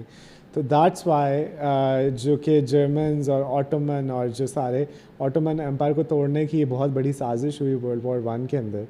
اینڈ دین جب شریف مکہ کو سعودی عربیہ دے دیا تو وہ پوری زندگی اپنی روتا رہا اینڈ ٹائم تک, کیونکہ اس کو جو پرومس کیا وہ اس کو کچھ بھی اس میں سے نہیں ملا. لیکن اس کے 2 بیٹوں کو انہوں نے وہ دے دیا تھا. But they proved to be, because they were their puppets now for them, no? So we don't consider these people the legitimate, like the people who could really stand for Islam. مگر then again کہ اسلام جو ہے وہ ہمارے خون اور ہماری رگوں میں ہے. So with that I want to go to some comments as well, but I just play a video of Khomeini.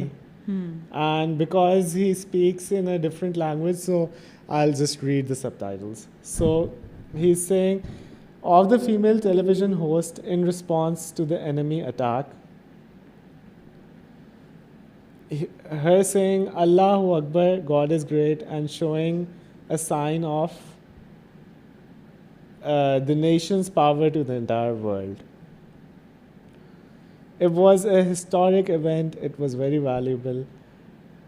So you can actually see the expressions of Ayatollah Khomeini. He looks like calm. He looks like there's no problem. And he's now saying the second point, the Zionist regime is foolish. Malicious attacks on our country took place at the time when our government officials were engaged in negotiations, indirectly and through intermediaries with the US side. So there was no indication on the part of Iran that signed a military move or a sudden harsh move. Of course, it was suspected the United States was involved in malicious moves carried out by the Zionist regime. The Iranian nation will stand firmly against any imposed war. And the Iranian nation will not capitulate to anyone in the face of, I expect. So yeah, I'm just saying the way the Iranian leader is saying that they were already on the table and they were trying to negotiate, and this is the second time. The first time Donald Trump said کہ 60 days کے لیے وہ negotiations کر رہا ہے, and as soon as the 60th day ended, 61st day کے اوپر اس نے ایران کے اوپر اسرائیل نے اٹیک کر دیا. اینڈ پھر ہم لوگ یہ بھی دیکھ رہے ہیں کہ نیوکلیئر والی ساری جو کہ بات ہو رہی تھی اس کے اوپر بھی ایران اور ٹرمپ کے درمیان کچھ نہ کچھ بات چل رہی تھی, مگر ڈونلڈ ٹرمپ نے پہلے کال کی اسے. اگر وہ اٹھا لیتا آیت اللہ خمینی کال, تو یہ کہہ رہے تھے کہ سی آئی اے کو آیت اللہ خمینی کی لوکیشن پتہ چل جانی تھی, اور نہ صرف انہوں نے ان کی نیوکلیئر فیسلٹیز کو بام کرنا تھا بلکہ آیت اللہ خمینی کو بھی مار دینا تھا. مگر دین اگین کہ اگر آپ نتن یاہو کی شکل دیکھو تو وہ کیسے جب بامس پھٹ رہے تھے اور اس کے بالکل شیشے پہ آ کے اس کے گھر کے بام پھٹا, تو وہ اس کی شکل پہ کتنی ڈیوسٹیشن تھی, اس کے رنگ اڑے ہوئے تھے.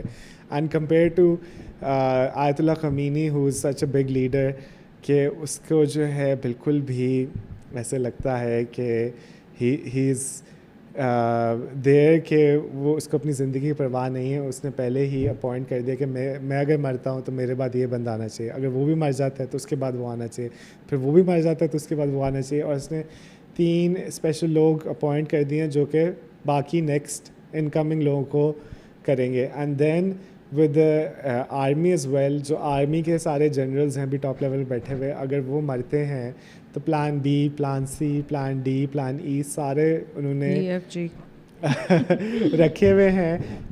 بیکاز دا فیکٹ کہ ایران جو ہے وہ اب ایک بڑی جنگ کے اندر منافس ہو چکا ہوا ہے, اور ایران اسلام کی بقا کی ایک جنگ और गज़ा के लोगों के लिए एक जंग और फ़लस्तीन को बचाने के लिए फ़लस्तीन को आज़ाद मुल्क बनाने के लिए एक जंग उसने शुरू कर दी है, जिसके अंदर उनको एक बहुत ज़्यादा सपोर्ट उनकी अपनी आवाम के साथ भी है. तो yes, Anila, I think you want to say something, add to this. Do you want to? Yeah. So yes, I was just going to say something about Khamenei. Yes, Ayatollah, he's 90 years plus, and he has no fear of death. So many people have been killed, the generals, the chief of militaries, and the next person comes in and he's also, assassinated. So these people are ready to die. And I was just wanted to say that the Ayatollah system, that is not an individual. Ayatollah is not an individual. It is a whole institution. There is this whole big institution that is above the state government system of Iran. And in this system, they nurture and harbor and educate and create and they train people who are eligible to be ayatollahs, who are eligible to be associates of the ayatollahs. This is not one person, it is a whole institution that was started by Khamenei. And so if one ayatollah goes away, how does Trump or Netanyahu say that we will have a regime change? If one ayatollah goes, there is the next successor already, and he's going to be younger and he's going to be more energetic. And that is so stupid to say that by killing Ali Khamenei, this regime is going to be changed. No, there are going to be successive ayatollahs and that regime will be maintained. On the other hand, if Netanyahu is taken out of the picture, there is no replacement for Netanyahu, because Netanyahu is representative not of an institution but of a cult. I call it a cult. Zionism is a cult, and it is, what are cults? Cults are things that they are based on some evil structure or evil belief. That is why they have to remain hidden. They stay underground. And they do these things all around the world. They create, corruption and all that. Those things are cults, and Zionism is a cult. It is not an institution. And if Netanyahu goes, that cult is going to have to find a new, fanatic leader for itself, and that's going to take a lot of time, because even inside Israel, people are so much fed up of Netanyahu and the whole thing that he has started, that they are probably the next prime minister of Israel is not going to go into a war, because they have to do so much of reconstruction of Israel now, and they have to bring their people back, because people have been running out of Israel in droves, because since the war started, people did not want to be here.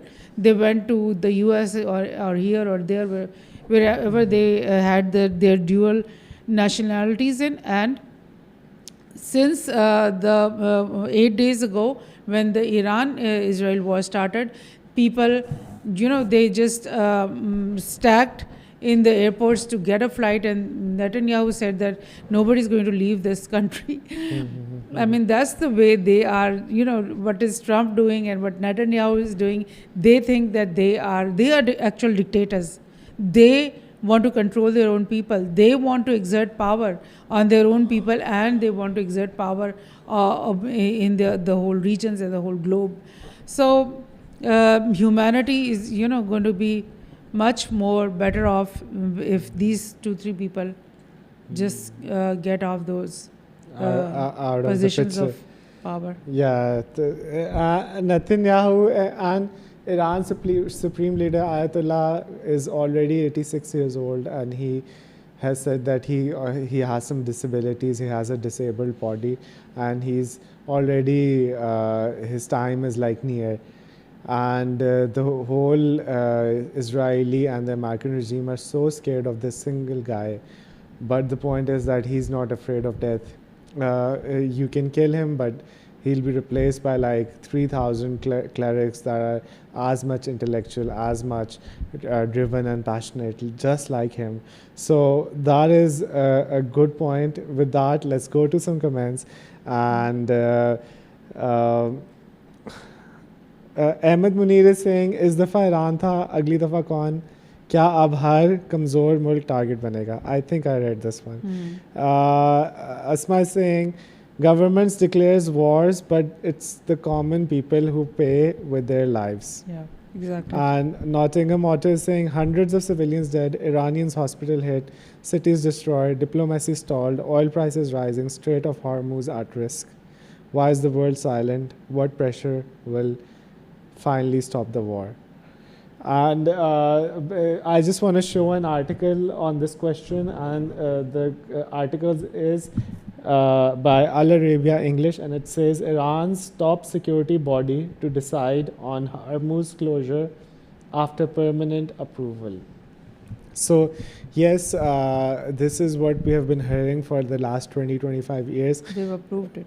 Yeah, कि straight of हॉर्मूज़ जब बंद होगा तो कितनी बड़ी devastation होगी. सबसे पहली बात कि डोनाल्ड ट्रंप नहीं अफोर्ड कर सकता कि उसके कंट्री के अंदर इन्फ्लेशन एक दफ़ा दोबारा से बहुत ज़्यादा एक स्पीड जो है वो पकड़े, क्योंकि अगर ऑयल प्राइसेस बढ़ती हैं तो ये डायरेक्टली इन्फ्लेशन को अफेक्ट करते हैं, बिकॉज ऑयल सारी ट्रांसपोर्टेशन, जो भी बंदा घर से सुपरमार्केट तक जा रहा है या घर से अपने काम के लिए जा रहा है या बच्चों के साथ वेकेशन पर जा रहा है, अगर वो $4 का ऑयल डाल रहे हैं और अगले दिन उसी ऑयल की प्राइस $13 हो जाए, तो that is going to be like a real big devastation for the US, and they can not handle this sort of inflation because inflation has been running wild in America for such a long while.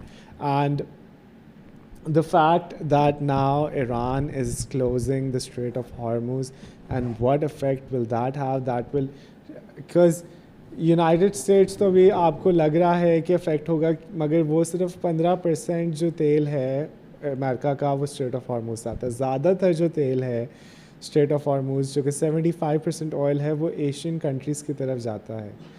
तो imagine the devastation for Pakistan, for India, for Bangladesh, for all these Asian countries, even China. जब oil straight of Hormuz बंद हो जाएगा तो बाकी सारी countries तक कैसे ऑयल पहुंचेगा? जैसे कि रशिया यूक्रेन वॉर का कोई पाकिस्तान से ताल्लुक़ नहीं था, मगर जैसे रशिया यूक्रेन वॉर स्टार्ट हुई तो पाकिस्तान के इकोनॉमिक और पूरी दुनिया के इकोनॉमिक हालात बहुत बुरे होना शुरू हो गए. And indirectly because Ukraine was the bread and butter and the food basket for the whole of Europe, and Ukraine was supplying so much oil. The Russian oil used to go through Ukraine to all these countries. It's like this is going to be like 5 to 10 times more devastating than the Russian-Ukraine war on all the Asian countries. और oil की prices नहीं, straight of Hormuz के अंदर से trade भी बहुत ज़्यादा गुजरता है. सारे जो कुवैत, कतर, सब सारों के अगर आप नक्शा उठा के देखें तो उनका सी के साथ एक ही राउट है जो कि स्ट्रेट ऑफ हॉर्मूज है, और अगर आप उसको डिस्टर्ब कर दोगे तो आई डोंट थिंक कि दुनिया जो है इस चीज़ को ज़्यादा देर बर्दाश्त कर सकती है. पहले ही गुर्बत के साथ लोगों के क्या हालात हैं, और अब अगर ये काम हो जाए तो बिल्कुल ही एक गुर्बत की लहर फैल जाएगी पूरे खत्ते के अंदर. दूसरी तरफ से यमन के जो हूती हैं उन्होंने भी ऐलान कर दिया कि हम इस वॉर में दोबारा सेंटर हो रहे हैं क्योंकि आपने ईरान के ऊपर हमला किया. तो अब कोई भी शिप जो US की है जंगी शिप वो रेड सी से नहीं गुजर सकेगी, वहाँ पे नहीं आ सकेगी. सो दैट मीन्स कि अगर ईरान चाहे तो रेड सी को भी ब्लॉक कर सकता है और स्ट्रेट ऑफ हार्मोन को भी ब्लॉक कर सकता है. तो क्या होगा कि ग्लोबल इकॉनमी जो आपको पता ही है कि कितनी इंटर कनेक्टेड है, तो पूरा पहिया जाम हो जाएगा. और जब पहिया जाम होगा तो यू डोंट नो कि कहाँ कौन कौन सा कियास और कहाँ पे वो होगा. वो बिल्कुल एक नया सिनेरियो होगा दुनिया के लिए, जो मतलब जिसका एनालिसिस उसके होने के बाद ही किया जा सकेगा कि क्या क्या इफ़ेक्ट्स उसके हो रहे हैं. और डेफिनेटली ये काम ज़्यादा दिन तो हो नहीं सकता, क्योंकि जहाँ पे आप कह रहे हो ना कि US को 15% जाता है इधर से तेल, यूरोप के भी बहुत सारे कंट्रीज़ को कतर और ये लोग तेल दे रहे हैं, बिकॉज यू नो जब से रशिया का ऑयल आना ख़त्म हुआ था तो ये लोग तेल बहुत ज़्यादा दे रहे थे, यूरोपियन कंट्रीज़ को एक्सपेंसिव दे रहे थे लेकिन दे रहे थे। तो ये सब कुछ जो है ना वो जब पहिया जाम होगा, यूरोप का जब पहिया जाम होगा तो फिर, और इधर से चाइना का भी हो जाएगा, सबका हो जाएगा, तो कितनी देर सस्टेन होगी, फिर सब फारिग हो गए तो सब ने फिर मिसाइल ही चलाने, न्यूक्लियर बॉम्ब निकालेंगे और देखेंगे अब क्या करना है इसका। So, Faizi Dandy is saying hundreds of civilians dead. Iranian. Yeah, I just read this comment. Junaid is saying love. Exactly, Asma. The battlefield is a playground for the powerful, but it's built over the graves of the powerless. Oh. That's Yes, like interesting. yes, that's correct. Atuba Nadeem is saying, as a Pakistani, it's so frustrating to see that behind these powerful operations, it's always the ordinary people who pay the highest price. Yes, that's what we're saying कि जो कि पूरे खत्ता के जो लोग हैं जो पहली गुर्बत के शिकार हुए हैं, इतने ज़्यादा एक्सपेंसेस हाई हैं, उनके साथ क्या होगा जब ये स्ट्रेट ऑफ हॉर्मुज़ बंद होता है. Wars are never truly for justice. It's always blood of the powerless that keeps flowing on the ground, Junaid. And Faizi saying, if UN and EU can't stop the war, who can? Actually, UN and EU are starting the war. So who's going to stop it? So Hira is here. Hira is saying, very interesting topic. Has a human life become so cheap that its fate is now decided by missiles and maps? And maps draw borders, but it's blood that fills them, Asma is saying. Oh my God. So Nimra is saying, first time here on this channel, just started listening and it's already got me hooked. Thank you so much for being here, Nimra. Thank you for all of you guys who have been on the chat and who are discussing things. It's actually so good that people are taking interest in geopolitics. That makes me really happy. And thank you for all the people who are watching the live stream. It's like you guys are supporting this channel, and please do like, share, and subscribe, because that will help us grow and that will help us tremendously, and we love every bit of these live streams. So there's like around 12 people watching us right now, and Sana is saying, Wali, today Faizi Dandy is saying, under Muslim rules, Jerusalem became a pluralistic city with religion freedom granted to Christian Jews allowed to return, a notable shift after centuries of Byzantine exclusion. Yes, I think, Faizi, we were just talking about this topic today, right now, that how Muslims treated the Jews and how the Christians treated them. And actually, जो intolerance है वो आजकल मुसलमानों के साथ relate की जाती है, मगर मुसलमान बहुत ज़्यादा टॉलरेंट थे हमेशा से और अभी भी हैं, और जो क्रिश्चियंस हैं वो सही इंटॉलरेंट लोग हैं. So Sana is saying, Wali, today I feel like asking a question, but don't worry, it's a multiple choice question. And she says, just tell me one thing. Wali, are you naturally this cool, or do you create content under the AC? So yes, I'm naturally pretty cool, and I don't need an AC. There's content, but the flow is so, nice that many times Wali is not even looking at the content. So Asma is saying, well said, Miss Anila. I believe that justice may take time, but even Pharaoh eventually drowns. Yes. फ़िरौन ने जितना तकब्बुर था ना उसमें, अल्लाह ताला Iran का हामी ओ नासिर होए आमीन. Nadeem Ahmed is saying. Asma Munir is saying, before Islam, Masjid al-Aqsa was known as Bait al-Maqdis, and it was a place of worship for prophet like Ibrahim, Musa, and Jesus, peace be upon him. Yeah. That's what I was going to tell you. Okay, it was, yes. Dr. Mariam, even before Islam, people believed in the sanctuary of Masjid al-Aqsa. It was a place of worship for prophets whom the Quran commands us to believe in. Yes. Well said, Asma. correct. Very, very good. So yes, do you want to say something about that? Yeah, I mean, Islam is the religion that Hazrat Ibrahim brought. Islam is the religion that Hazrat Musa and Hazrat Isa brought. We believe that it was all Islam. So, like you were saying, that Masjid Aqsa, Islam se pehle, they were all Muslims actually. And that place of worship, even the temple of Solomon, so-called, was actually a masjid. Where like the Jews think that it was something like a castle or something, but actually it was a masjid. So that Baitul Maqdis, yes, exactly. But at the time of our Holy Prophet, peace be upon him, there was a church, or was there a tomb? Okay, it was, you're saying that's what they are saying. Baitul Maqdis was the name of the place of this temple, unbuilt temple. It was a masjid, or it was a church, or it was a synagogue. Whatever it was, actually, for Islam, it was a masjid. So when the Prophet went there, he was like, the miracle goes like this, that he went, just in the real time, the earthly time, it was just a few seconds when he came back, but he spent 2 years or more over there. And when he reached Baitul Maqdis, there all the previous prophets, all of them, were brought together, and they said the prayers behind him. So it was a masjid for us, For us, it You was a understand? masjid. That's a great point, and thank you for clearing that. Let's go to the next comment. Mehreen Jabran, hi everyone. First time here, and everyone's energies kind of got me in the vibe too. Sanali, thank you, Maheen Jabran, for being our first time viewer. Thank you so much. We like you. We love everyone who's coming and who's commenting, and do give us our opinion. Your opinion is highly valued.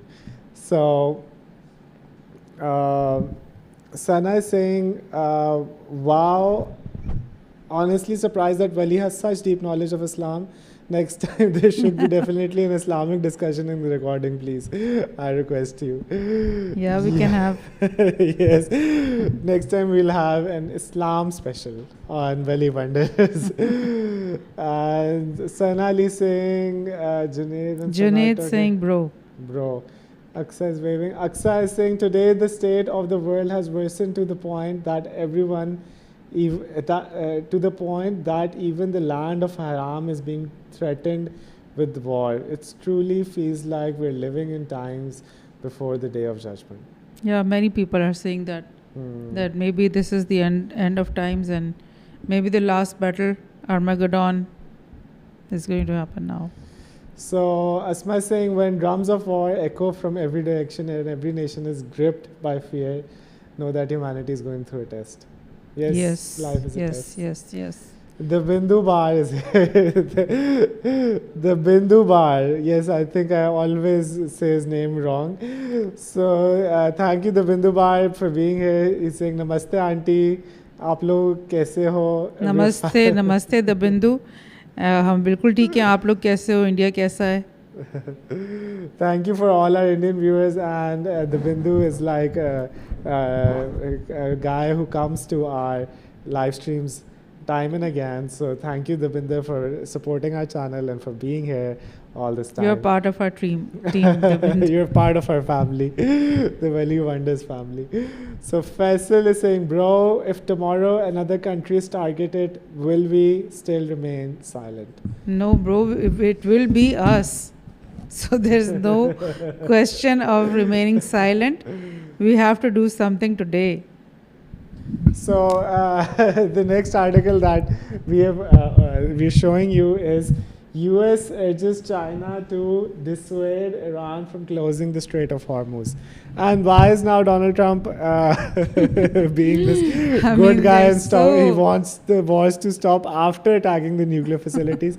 So Donald Trump is just playing a double game, and Donald Trump wants the war to start, and he wants the World War III, and he is a liar, and he is the biggest con artist. If this war turns into a World War III, then officially Donald Trump will become the biggest con artist because he can lie in such precision. There's a precision strike every time he lies. Like he can lie, and he can lie upon his lie. Again and again. Again and again. So, yes, this article that I'm showing you, mass protest against Trump across US as president holds military parade.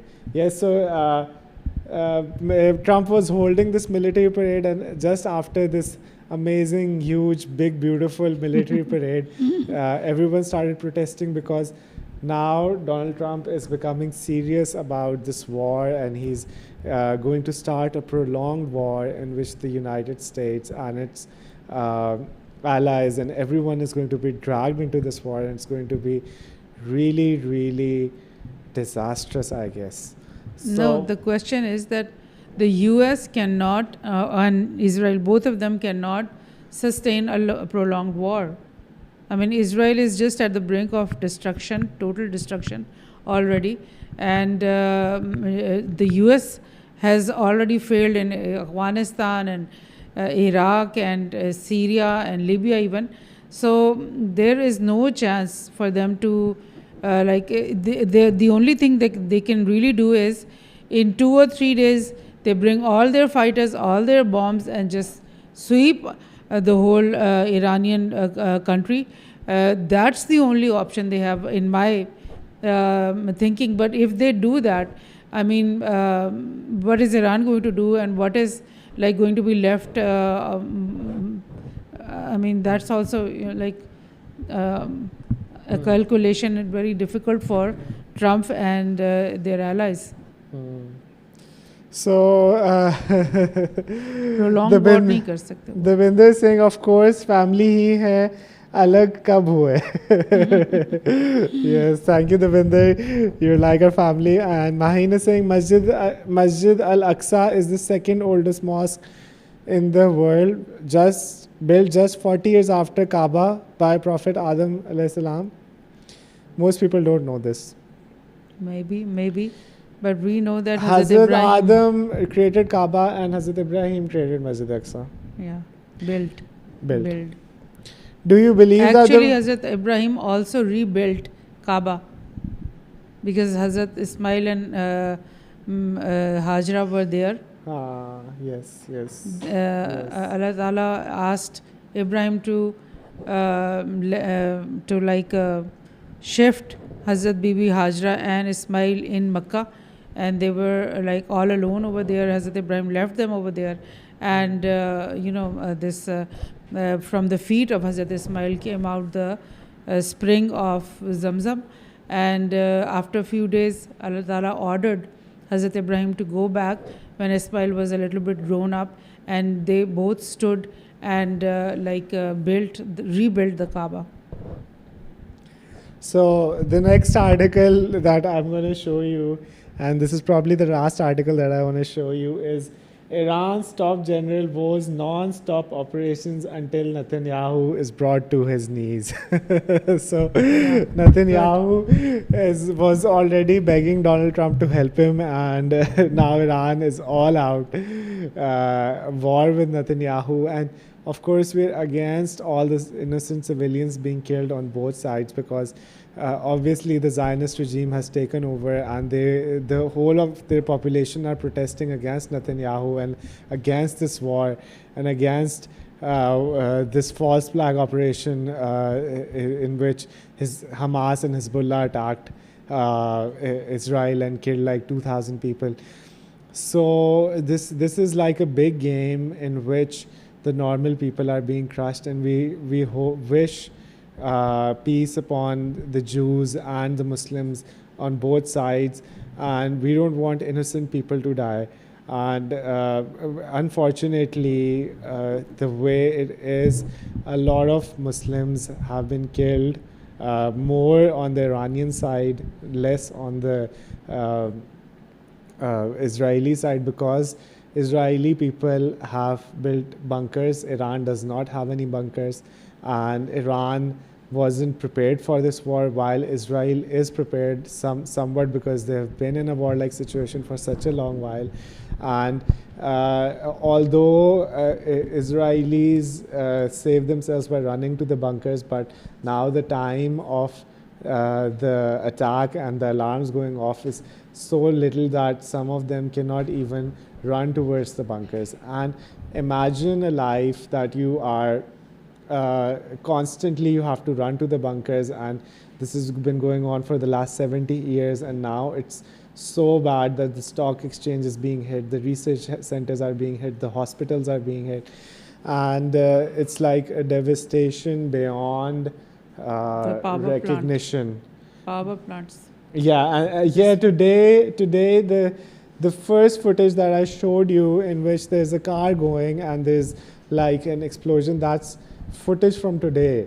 This huge, massive explosion. And when we check out where the place was, and we see Google Maps and we see the satellite images, we can clearly see that Iran targeted the power plants. So now there's like a power shortage as well, power plant disruption as well.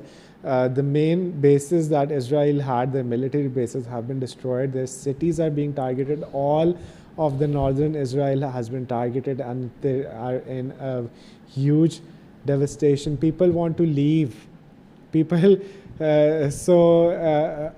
does Netanyahu achieve what he wants to achieve when so many people are just, they want to leave, and Netanyahu has cancelled all the flights?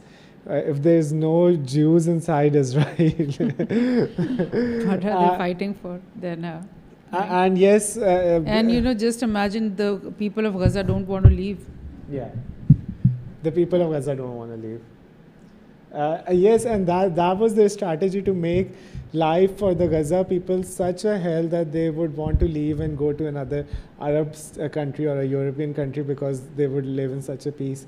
But actually, they have made their own lives so miserable that they can't even survive.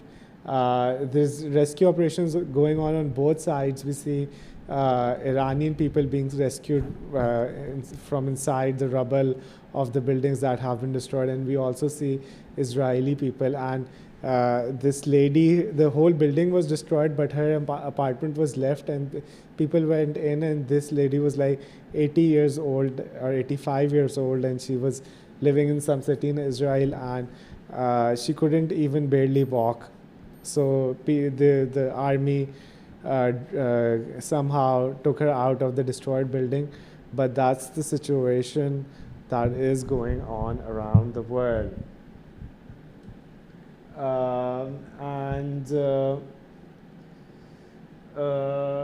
So with that, do you have like a final message for our viewers?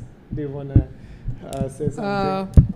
Yes, I want to remind the viewers that this is the revenge of democracy. जैसे कि हमारे politicians भी कहते रहते हैं कि जमहूरियत जो है ना वो सबसे बेहतरीन इंतकाम है. तो जमहूरियत ने इंतकाम ले लिया है अमेरिकन पीपल से, जमहूरियत ने इंतकाम ले लिया है इजरायली लोगों से कि आप और चलाओ इस जमहूरियत को. हमारे मुल्क में भी जो बहुत सारे प्रॉब्लम्स है वो जमहूरियत की वजह से. जमहूरियत इन इट सेल्फ तो कोई बुरी चीज़ नहीं, of course it is the best thing if it is really truly followed. But problem यही है कि इसके अंदर इतने लूप होल्स हैं. इलेक्टोरल जो डेमोक्रेसी है उसके अंदर इतने लूप होल्स हैं जिसको हमेशा सिस्टम को हाईजैक किया जाता है. इसमें हमेशा गलत लोगों को एंटर किया जाता है और हमेशा बुराइयां वहाँ से ओरिजिनेट होती हैं. और अब देख लें पूरी ह्यूमैनिटी सफ़र करेगी इन लोगों की वजह से जो कहते हैं कि हम डेमोक्रेटिकली इलेक्टेड हैं, लेकिन क्या वो वाकई डेमोक्रेटिकली इलेक्टेड हैं और वो क्या अपने अवाम का के रिप्रेजेंटेटिव हैं और क्या उनकी वेलफेयर के लिए ये वो सब कुछ कर रहे हैं, या फिर अपनी कोई पावर गेम खेल रहे हैं, जो कि बिल्कुल ऑब्वियसली नज़र आ रहा है. So that was a really nice discussion, and I think today's live stream is now going on towards 2 hours. We should stop it before it enters the 2 hour mark. And we thank you for everyone that has been watching this live stream, for all our wonderful viewers that always support us, give us such nice comments. And guys, without you, we cannot do this, and we enjoy every bit, every second of these live streams, and it's so wonderful having all of you here commenting on these things. And we'll be doing more of these live streams, and we'll be back very soon. With that, I'd like to say Allah Hafiz and peace out and namaste to all our viewers. Allah Hafiz. And thank you so much. Bye bye.